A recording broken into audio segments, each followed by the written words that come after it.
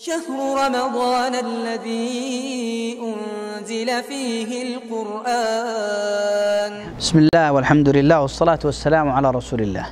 یک کافر به مسلمان میگوید من از دین شما در حیرتم. انا یک مسلمان موحد یعنی یکتاپرست که خلق زیبا ندارد، نسبت به مردم دغلانه رفتار میکند، بی‌روحیت، بد اخلاق و بر ضمن این هم شما باز میگویید که او وارد جنت می شود. یک نفر دیگر موحد نیست، او با تربیه است، خوش معامله است نسبت مردم، ولی شما باشد میگویید که او وارد دوزخ می شود.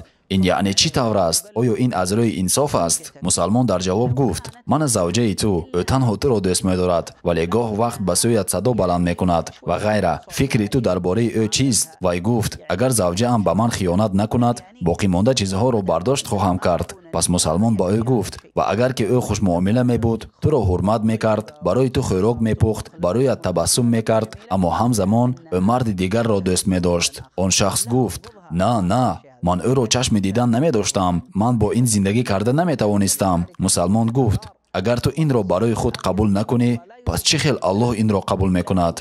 اگر که تو اینقدر رشک داشته باشی پس الله از تو هم دیده رشکین تر است.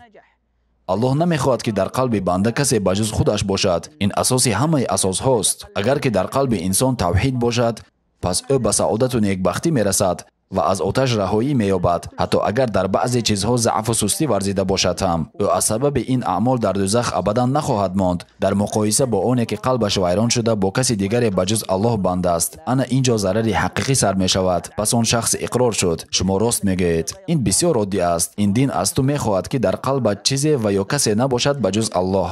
سر اول و عموما بعد از این آن اثر محبت ضروری در اعضاهای بدنت پیدا می شود. یعنی این توحید است که تو را به پروردگار عالمیان مشغول کرد. در چهره تو تبسم می آورد، نبودن نشان دزدی در دستان، محبت به قلبهای دیگر، نرمی با مردم. همین طور ما از قلب آغاز می کنیم و سپس دیگر عضوهای بدن عکس العمل نشان می دهند. از الله طلب آن را دارم که او قلبها و اعضاهای بدن ما را پاک سازد. و سلام و رحمت الله بر پیامبر ما.